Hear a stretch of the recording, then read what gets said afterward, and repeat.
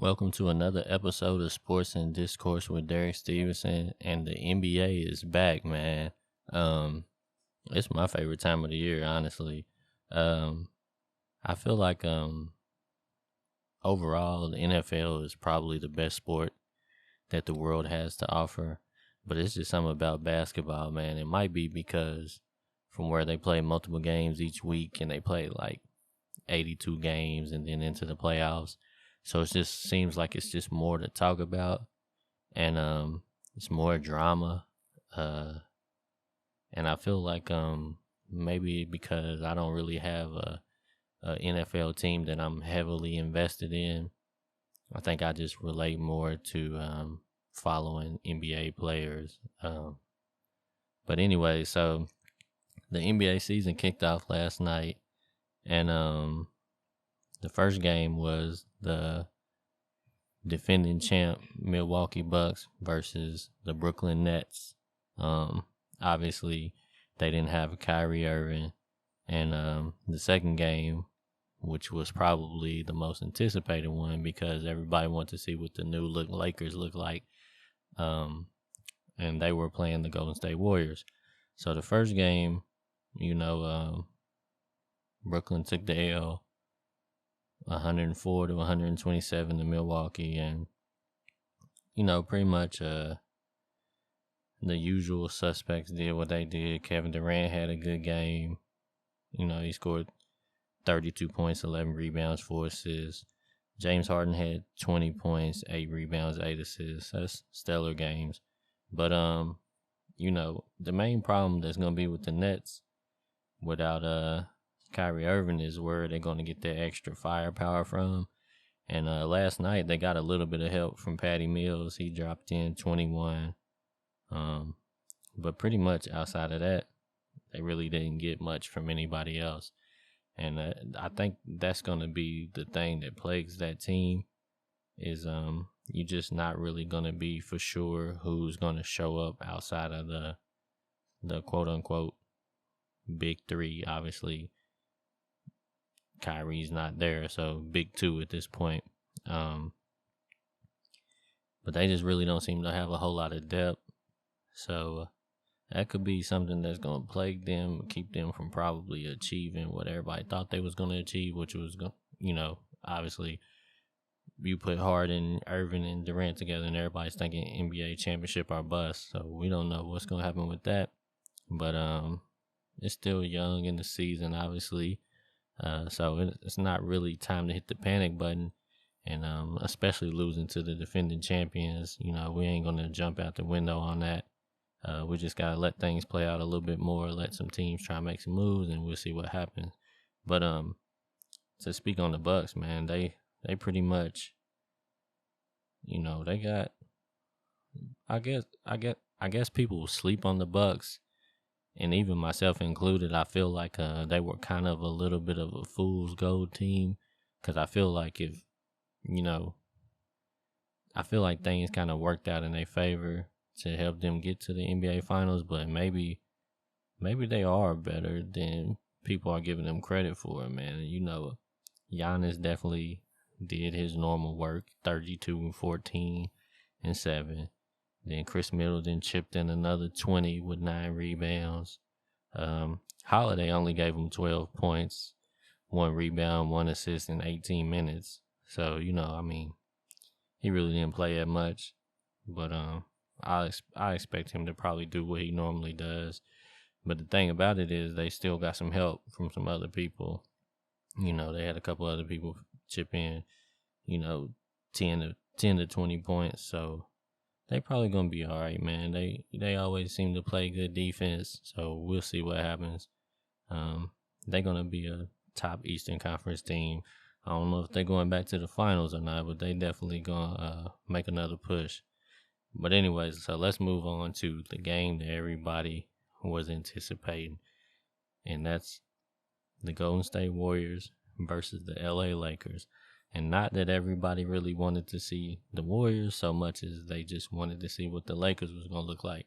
And the Lakers ended up taking the L also. They lost 121 to 114.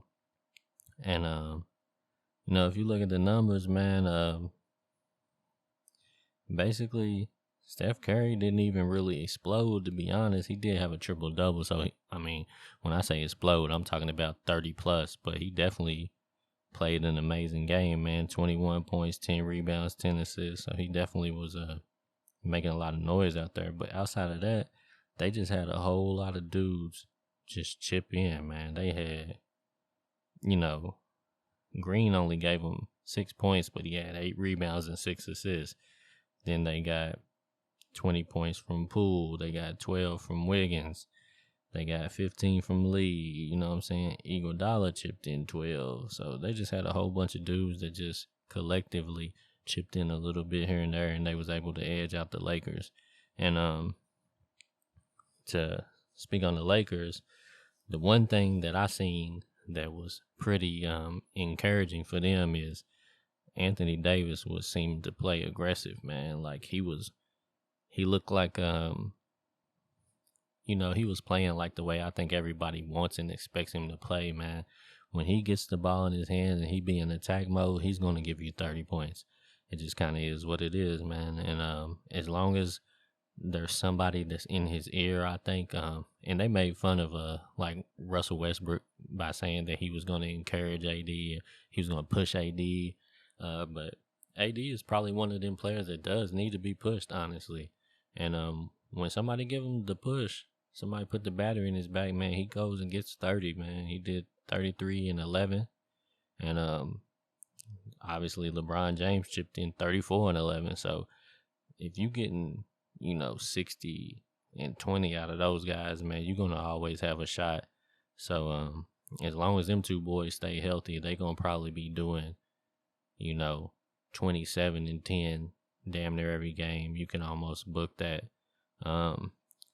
They ain't really getting nothing out of DeAndre Jordan, which I don't know if they even really expecting much out of him. Just eat up some minutes if some guys get in foul trouble. Westbrook played a lot of minutes, but he didn't really have a great game. He only had 8 points, 5 rebounds, 4 assists. He's probably going to have the biggest adjustment because he's going to have to be the one that's going to have to change up his style and the way he plays. And it might be a little tough on him in the beginning, man, because he's just never really played his whole entire career where he wasn't able to have the ball and be ball dominant, man. Pretty much everywhere he's went, he's had the ball in his hands. So we'll just have to wait and see how that goes and see how he ends up adjusting, man. And that he's going to be the key to the team. If he can make the adjustment and fit in where he's supposed to and make the team better, they really do have a shot to win if they stay healthy. But if he doesn't, then he might end up being the piece that breaks the team apart, man, because I could just see eventually Rondo and LeBron James getting frustrated if he's making mistakes down the stretch and if he's missing a lot of shots, and not just missing a lot of shots, but taking a lot of shots. So I think it's going to all boil down to whatever his decision making is going to determine the outcome for the team. A lot of people are saying that, a lot of people are already like, man, he should be traded. I don't know why they ever got him in the first place. And honestly, I really didn't understand the move either. I don't really think he fits with them two specific types of players. Like Rondo and LeBron James are very high IQ level players. The way they run the offense, they slow the game down and they get everybody in the right spots. And they know when to get certain players involved and where certain players like the ball. And I just think Russell just plays off instinct. He just goes 100% fast all the time. And I don't think he knows how to really play a slow level. But we'll see what happens, man. Dwight Howard, he gave him a nice little spark off the bench. He didn't play very much. He gave him 6. He gave him 13 minutes. He got 6 rebounds and 5 points. That's pretty good for 13 minutes. Malik Monk, he played about 19 minutes. He gave him 6 points. I think they really just need him to hit some open jumpers. Same with Avery Bradley. He gave him, the ability to hit some open jumpers and play smart basketball, play solid defense. Rondo gave him 20 minutes and, 5 assists, 3 points. Rondo's just going to basically be out there to keep guys in check, put guys in the right position to be successful. And, that's just what he's going to do. Carmelo Anthony, he played a lot of minutes. He gave him 9 points, 4 rebounds. It's kind of, I really ain't sure exactly where he's going to fit.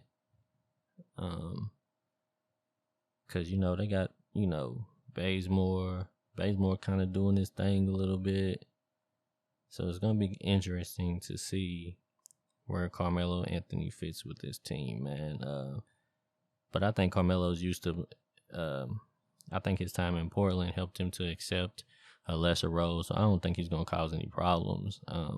I think if they would learn how to utilize him, he could be a key asset to him. But I think if they don't, I don't think he'll cause no problems or, make any waves in the locker room. I think he'll go along for the ride and, do whatever he needs to do. And if it works out, he'll stay. If it doesn't, he'll move on or whatever. But it's gonna be interesting to see how LA and Brooklyn see how the season plays out for these two squads. There's a lot of good teams this year, but those are the teams that everybody's looking at. Like, everybody wants to see what's going to happen with these two teams because everybody was expecting them to play in the finals against each other last year, and it ended up being Phoenix and Milwaukee, and that was a little surprising to everybody. I doubt that we'd see another Phoenix and Milwaukee championship this year. Everybody wants to see Brooklyn and LA, and I'm not sure if we're going to get that, but we still got a shot, man, so we'll see. I'm happy that basketball is back. I still, I'm still enjoying this football season.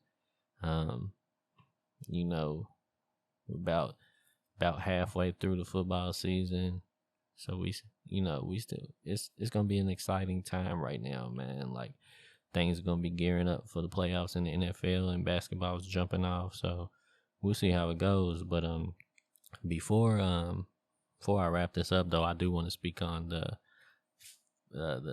Philadelphia 76ers situation, man. And to be honest, man, this is a crazy situation, and I don't know exactly what's going to happen with this, but this is going to probably be an ongoing distraction all season, unfortunately, for the 76ers fans. I'm pretty sure everybody knows, but in case they don't, the 76ers, they was the number 1 seed in the Eastern Conference last year, and they ended up losing in the playoffs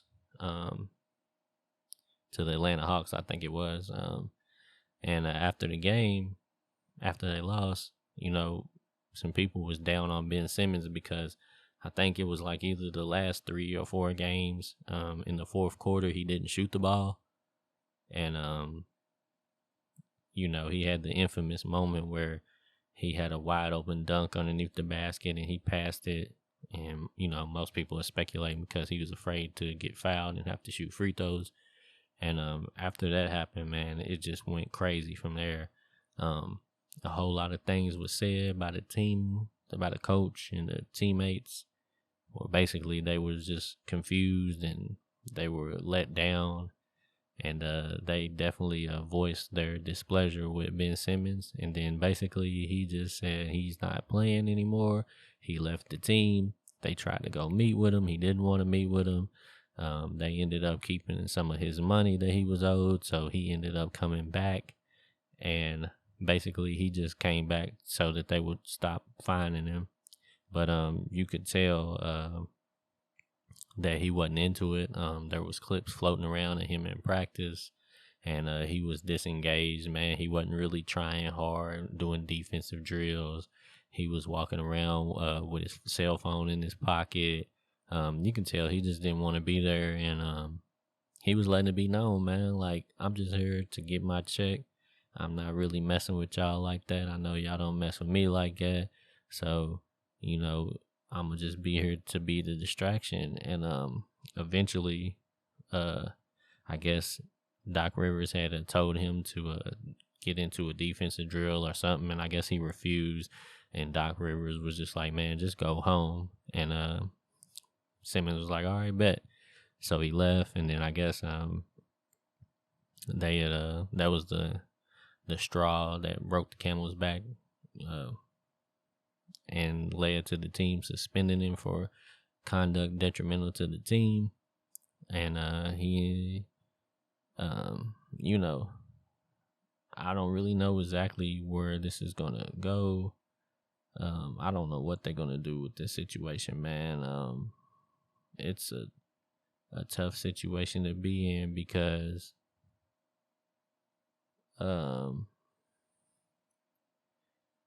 basically their hands are tied, man, because I don't really think a whole lot of teams are interested in trading for Ben Simmons. I think all the teams know what he's doing right now. He's just trying to force his way out. So I don't think that other teams and general managers are afraid that, like, if they get Ben Simmons, that he's not going to play hard or he's going to act up in practice. Like, I think they all understand why he's doing the things he's doing right now. But I just don't know if teams are interested in him as a player. And if they are, I don't know if they'd be willing to give up what people would deem as fair trade value. To me, he's still probably a top 10 to top 15 point guard in the league.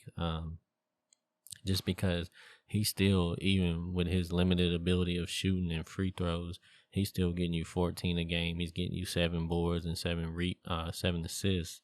So he still actually is a talented player that is going to get you some decent numbers. But I just don't know if people are willing to probably give up what the Sixers would want in return for him.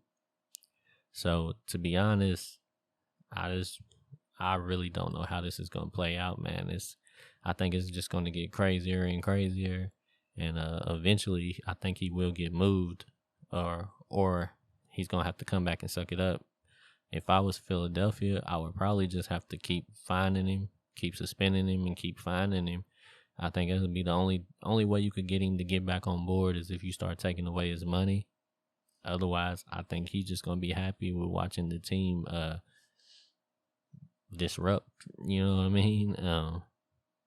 And being the distraction, I don't think it's going to bother him a bit. So I don't really know what's going to happen, but I know in order for the organization to snap back and try to be able to contend with some of these other Eastern Conference teams like the Nets, like the Bucks, like the Heat, like the Bulls, the Knicks, the Hawks, they're going to have to jump back in the game quick because they don't want to blow too much of the season trying to wait around and play chicken with Ben Simmons. So they need to do something quick, if you ask me. But I'm just not really sure what they could do, man. But anyways, let me know what you think about the first night of the NBA and this Ben Simmons stuff.